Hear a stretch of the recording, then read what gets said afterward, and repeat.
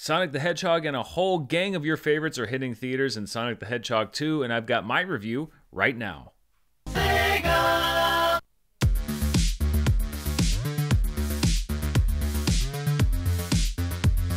This review is sponsored by Peloton. Visit onepeloton.com. That's ONEPELOTON.com to learn about everything Peloton has to offer. Hello everybody and welcome to my review of Sonic the Hedgehog 2, which is hitting theaters this weekend. It's hard to think about the fact that we already have a sequel to this movie because Sonic the Hedgehog, the first one, was one of the first movies in the sort of pandemic era or pre-pandemic era. It feels like that was one of the last ones that we all went to see before things went absolutely crazy. Well, here we are emerging from it, and we have the sequel, Sonic the Hedgehog 2. Jeff Fowler returns to direct with writers Pat Casey and Josh Miller also returning. Adding to the team, John Whittington, one of the writers on the Lego Batman movie. Sonic, voiced again by Ben Schwartz, is joined by his video game sidekick Tails, reprised by voice actress Colleen O'Shaughnessy from her role as Tails in video games and on the television show Sonic Boom. Dr. Robotnik is also back, played by Jim Carrey, as only Jim Carrey can play the character, and he's brought back from exile a new partner in crime named Knuckles, voiced by Idris Elba. Where are my manners? Sonic, meet Knuckles, my new BFFAE, bestest friend forever and ever. Also returning are humans James Marsden and Tika Sumpter as Sonic's adopted parents, and Natasha Rothwell as Sumpter's sister Rachel, whose Hawaiian paradise wedding is in danger of being wrecked by Sonic and his hijinks. Put the ring on my finger. No, Randall, listen to me. Randall, look at me. Ring on my finger. Randall, give me the ring. Give me just 1 second. Put a ring on it.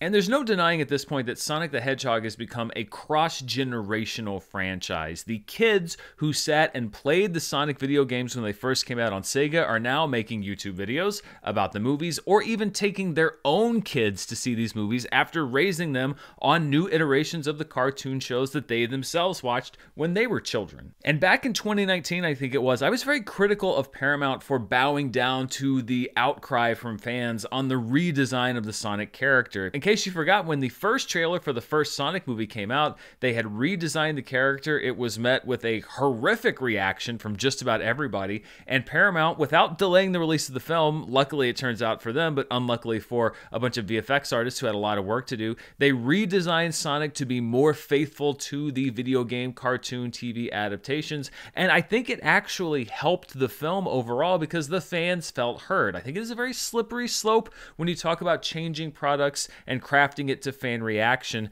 but even though I was skeptical of it at the time, I do think that it worked for this franchise overall. And now with Sonic the Hedgehog 2, I think they're going even more into that direction by bringing in very faithful adaptations of characters like Tails and Knuckles. It's just doubling down into that Sonic fandom, and I think that what Paramount is finding is it's not a niche thing. Yes, the hardcore Sonic fans are having fun with these movies, but I think it's also introducing these characters to a whole new audience. Speaking of cross-generational, it's been nearly 30 years, that's hard to think about, since Jim Carrey's massive breakthrough year of 1994. One of the best years for any actors ever. And here he is making his mark on a second generation as Dr. Robotnik. I get it.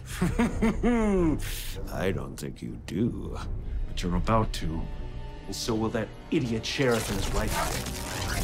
And your little dog, too! Carrey's Dr. Robotnik is hammy and showy and over the top and all the things that made people fall in love with Jim Carrey in the first place. The other humans in the film are far less featured than they were in the previous movie, but Marsden and Sumpter do what they need to do, which is to exude parental love and patience for their unconventional ward. Natasha Rothwell actually is the standout for me in the human crowd this time, as she fiercely fights off all attempts at ruining her dream wedding. All right, bring it in. All right, great.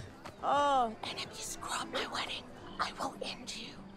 Some people might write this movie off just as a kid's movie, and yes, it is definitely largely aimed at a young audience. It has a lot of that juvenile humor in it as well, but I don't think that it actively insults the intelligence of kids, or the adults in the audience for that matter. I laughed several times during this movie, and I never found myself in eye roll or grin and bear it mode. The only times that it really failed to keep my interest were because the runtime is at about 2 hours, which is maybe a tad too long for the story that they're telling, but I wasn't checking my watch because I was like, oh, get me out of this unending nightmare, as I have done in many other films that are aimed towards kids before.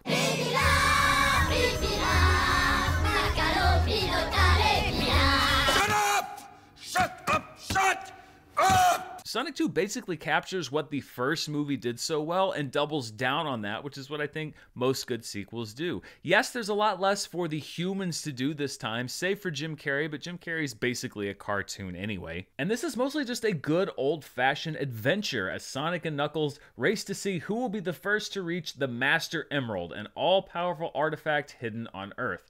Robotnik falls into Knuckles' corner, ready to execute his own secret plan, and Tails ends up Sonic's invaluable ally, whose gadgets and ability to fly save the day more than once. And it's not just on a script level that I enjoyed Sonic the Hedgehog 2, I think that technically the movie also delivers. Cinematographer Brandon Trost has carved out a really good niche for himself, delivering cinematic comedies. His credits include The Disaster Artist, Pop Star, Never Stop, Never Stopping, and both Neighbors films. The music is provided by Tom Holkenborg, aka Junkie XL, although nothing really stands out quite as much as his work in some of his previous films. And I think that the movie's special effects look good. The CG characters are the perfect amount of cartoonish while still somewhat fitting in to their surroundings, and I respected that there were things like background plates that were shot practically and not all recreated with cartoonish animation. These are cartoon type characters that do exist in the real world, and the scales never really tip too far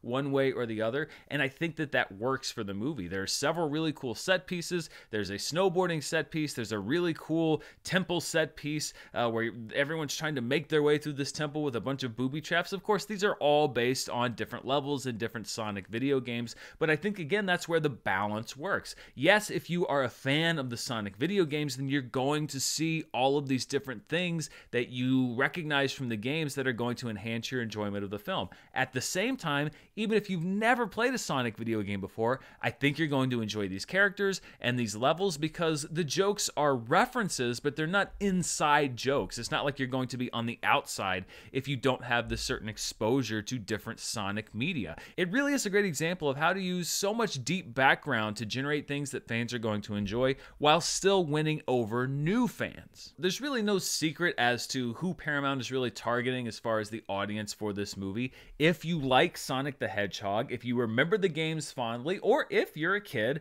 I think that you're probably gonna like this movie. If you're just looking for some solid entertainment and you like a good adventure story, then I think that you're going to enjoy this movie. But if you're showing up hoping for something that reinvents the Sonic mythology or casts it in some new light, then I don't think you're really going to get what you wanted, because this is pure Sonic action from top to bottom, for better or worse. I generally found it to be for better, but your mileage, as always, may vary. I talked at the top of this review about how Sonic coming out now in a way feels like it's completing a circle from 2020. It feels like that extra for me because Sonic the Hedgehog was the first movie that I reviewed after I launched this channel back in April of 2020 when it became available early. Sonic the Hedgehog was one of the first movies that the studios made available early for you to watch at home. And I also invented something very special for that first Sonic movie that I'm very happy to say it shares in common with Sonic the Hedgehog 2. And that is because of my enjoyment of this film and the fact that I think it actually delivers some pretty solid action and some laughs and some good performances,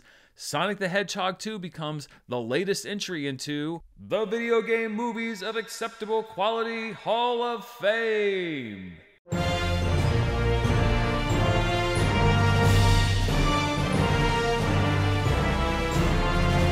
I think Sonic is our first franchise with multiple entries. Will there be a Sonic the Hedgehog 3? Well, there are definitely some hints as to where that may go if it does happen. But before we get ahead of ourselves with another sequel, the point of the matter is that I enjoyed Sonic the Hedgehog 2. I think if you know what you're getting into, you will as well. And it's just a fun time at the movies. And hey, isn't that something that we all need? So those are my thoughts on Sonic the Hedgehog 2, which is out in theaters here this weekend. Do you plan on running out and running around a ring to see it, or are you going to wait until it comes out for you to watch watch at home. Let me know down in the comments below. And before I go, I would like to thank the sponsor for this video, which is Peloton. I've been spending a fair amount of time with my new Peloton treadmill this last month or so. It's a purchase that I made before there was ever a sponsorship attached to it, and everything that I was looking forward to using has actually been productive. There are so many different kinds of classes at so many different skill levels that even though I am not even close to the master skill level, as I would say a good number of Peloton users are, I can still find classes and a variety of classes for me to use. There are so many different kinds of things that you can do, and it's not just treadmill stuff if you have a treadmill and bike stuff if you have a bike. These are classes that cover things like strength training and yoga and boxing, which is one of the new additions to the Peloton lineup of classes. If burnout has been something that you've struggled with, and it certainly is something that I've struggled with, Peloton has so much to offer you in the way of different workouts for different days, different lengths, different intensities. You can basically customize whatever kind of workout that you want to do based on your exact specifications, and Peloton has something for you. You can find out more. You can visit onepeloton.com to learn more. That's ONEPELOTON.com. I want to thank Peloton for sponsoring this review, and I want to thank you for watching it. Stay tuned because later today, in just a couple hours actually, I will have a review out for Michael Bay's latest film, Ambulance, and this weekend, I'm going to have a review out for one of my most anticipated movies of the year, Everything, Everywhere, All at Once. So this is just the first of a few reviews this weekend. Thank you so much for watching. If you want to see even more of what I'm up to, you can check me out on Patreon at patreon.com/Dan Murrell. Thanks for watching. Stay safe, and I'll see you next time. Bye.